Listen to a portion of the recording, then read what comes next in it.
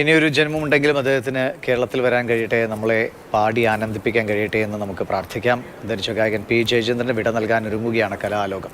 എറണാകുളം ചേന്നമംഗലത്തെ തറവാട് ശ്മശാനത്തിലാണ് സംസ്കാരം നടക്കുക. മുൻ നിശ്ചയത്തിൽ നേരത്തെ സംസ്കാര ചടങ്ങുകൾ നടക്കും.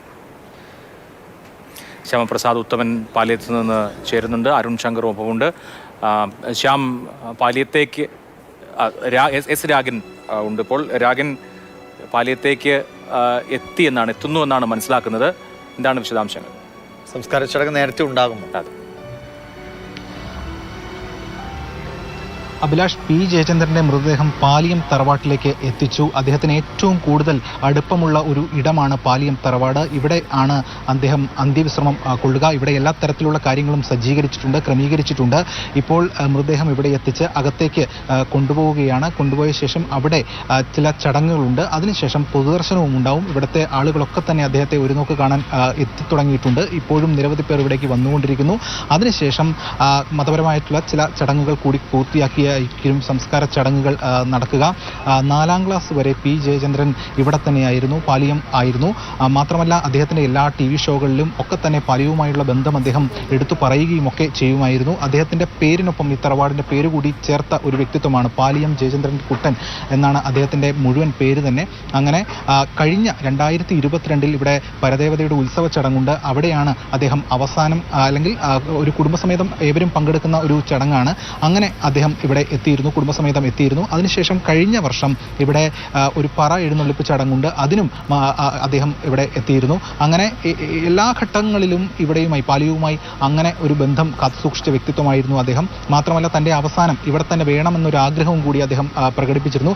അതിന്റെ കൂടി അടിസ്ഥാനത്തിലാണ് ഇപ്പോൾ അദ്ദേഹത്തിന്റെ മൃതദേഹം പാലിയം തറവാട്ടിലേക്ക് എത്തിച്ചിരിക്കുന്നത്. തൊട്ടടുത്ത് തന്നെ ക്രമീകരിച്ചിരിക്കുന്ന സ്ഥലത്താണ് അവിടെ ചിതയൊരുക്കി കൊണ്ടിരിക്കുകയാണ്. അവിടെ അന്ത്യവിശ്രമം കൊള്ളും. അദ്ദേഹത്തെ സംബന്ധിച്ചിടത്തോളം നമ്മളൊക്കെ കഴിഞ്ഞ ദിവസങ്ങളിലും ഒക്കെ തന്നെ പറഞ്ഞു, അങ്ങനെ ഒരു പാട്ടിന്റെ വിസ്മയം, ഒരു നാദവിസ്മയം തീർത്ത ഒരു വ്യക്തിത്വമാണ് നമ്മളിൽ നിന്ന് മാഞ്ഞു പോകുന്നത്.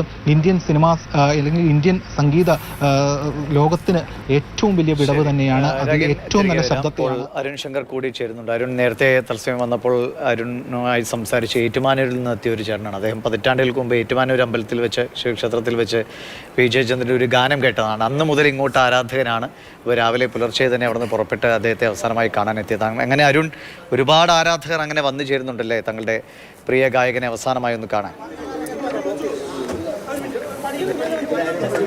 അതെ, തീർച്ചയായിട്ടും അങ്ങനെ ഒരുപാട് ആരാധകർ ഇപ്പോൾ ജയചന്ദ്രൻ്റെ പ്രിയപ്പെട്ട ഗായകൻ ജയചന്ദ്രൻ അന്തിമോപചാരം അർപ്പിക്കാനായിട്ട് ഇവിടെ എത്തിയിട്ടുണ്ട്. പക്ഷേ അവർക്ക് എല്ലാവർക്കും അതിനുള്ള അവസരം ഉണ്ടാകുമോ എന്നുള്ളതാണ് ഇപ്പോഴത്തെ ഒരു സംശയം. കാരണം സംസ്കാരം എത്രയും വേഗം നടത്താനാണ് കുടുംബത്തിൻ്റെ തീരുമാനം. ഇപ്പോൾ തറവാട്ടിലേക്ക് മൃതദേഹം കൊണ്ടുവന്നിരിക്കുകയാണ്. പക്ഷേ ഇവിടെ ഈ കുടുംബപരമായിട്ടുള്ള ചടങ്ങ്, മതപരമായിട്ടുള്ള ചടങ്ങുകൾക്ക് തന്നെ കുറച്ച് സമയമെടുക്കും. 1 മണിക്കൂറോളം വീടിനുള്ളിൽ ചടങ്ങുകൾ ഉണ്ടാകും. അതുപോലെ തന്നെ സംസ്കാര ചടങ്ങിന് ഏകദേശം 1.5 മണിക്കൂർ ദൈർഘ്യമുണ്ട്. അപ്പോൾ ഇതൊക്കെ ഉള്ളത് കൊണ്ട് ഈ പൊതുദർശനം എന്നുള്ളത് കാര്യമായിട്ട് നടക്കാനുള്ള സാധ്യതയിൽ എല്ലാവർക്കും കാണാൻ കഴിയട്ടെ. പക്ഷേ എല്ലാവർക്കും കാണാൻ കഴിയുമോ എന്നുള്ളത് നിലവിലെ ഒരു അവസ്ഥയിൽ നമുക്ക് ഉറപ്പിക്കാൻ കഴിയില്ല. കാരണം മൃതദേഹത്തിൻ്റെ ഒരു അവസ്ഥ കാരണം എത്രയും വേഗം സംസ്കാര ചടങ്ങുകൾ നടത്താനാണ് കുടുംബത്തിൻ്റെ തീരുമാനം. മകൾ തന്നെ ഇക്കാര്യം നമ്മളോട് അറിയിച്ചിട്ടുണ്ട്.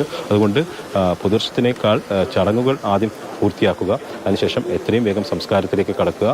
ഈ തറവാടിനോട് ചേർന്ന കുടുംബ ശ്മശാനത്തിലാണ് സംസ്കാര ചടങ്ങുകൾ നടക്കുന്നത്. നേരത്തെ രാഗൻ പറഞ്ഞതുപോലെ അദ്ദേഹത്തിൻ്റെ ഒരു വലിയ ആഗ്രഹമായിരുന്നു പാലിയത്തിൽ തുടങ്ങിയ ജീവിതം പാലിയത്ത് തന്നെ അവസാനിക്കുക, ആ യാത്ര പാലിയത്ത് തന്നെ അവസാനിക്കണമെന്നുള്ളത്, അവിടെ തന്നെ അന്ത്യവിശ്രമം കൊള്ളണമെന്നുള്ളത്. കഴിഞ്ഞ വർഷം ഇവിടെ വന്നപ്പോൾ അദ്ദേഹം കുടുംബക്കാരോട് തന്നെ ഈ ആഗ്രഹം പറഞ്ഞിരുന്നു. അതിൻ്റെ കൂടി ഭാഗമായിട്ടാണ് ജയചന്ദ്രൻ്റെ മൃതദേഹം ഇങ്ങോട്ടേക്ക് കൊണ്ടുവന്നത്, കുടുംബ ശ്മശാനത്തിൽ സംസ്കരിക്കുന്നത്. ഏതായാലും ഇവിടെ വന്നവർക്ക് എല്ലാവർക്കും കാണാൻ കഴിവ് നമുക്ക് പ്രതീക്ഷിക്കാം. തങ്ങളുടെ പ്രിയപ്പെട്ട നേരത്തെ പറഞ്ഞതുപോലെ ഏറ്റുമാനൂരിൽ നിന്നും തിരുവനന്തപുരത്തു നിന്നും മലബാറിൽ നിന്നുമൊക്കെ നിരവധി ആളുകളാണ് തങ്ങളുടെ പ്രിയപ്പെട്ട ഗായകൻ അന്തിമോപചാരം അർപ്പിക്കാൻ വേണ്ടി എത്തിയിരിക്കുന്നത്. അവർക്ക് എല്ലാവർക്കും കാണാൻ കഴിയുന്നുള്ള പ്രതീക്ഷയാണ്. പക്ഷേ കുടുംബം പറയുന്നത് കുടുംബപരമായിട്ടുള്ള മതപരമായിട്ടുള്ള ചടങ്ങുകൾ പൂർത്തിയാക്കേണ്ടതുണ്ട്. അതിന് സമയം എടുക്കും. കുറച്ച് ഈ കുടുംബത്തിൻ്റെ അത്തരം ചടങ്ങുകൾക്ക് കുറച്ച് ദൈർഘ്യമുണ്ട്. അത് പൂർത്തിയാക്കാനാണ് പരിഗണന നൽകുന്നത്. അതിനുശേഷം എത്രയും വേഗം സംസ്കാര ചടങ്ങ് നടത്തുമെന്ന് കുടുംബം അറിയിച്ചിട്ടുണ്ട്.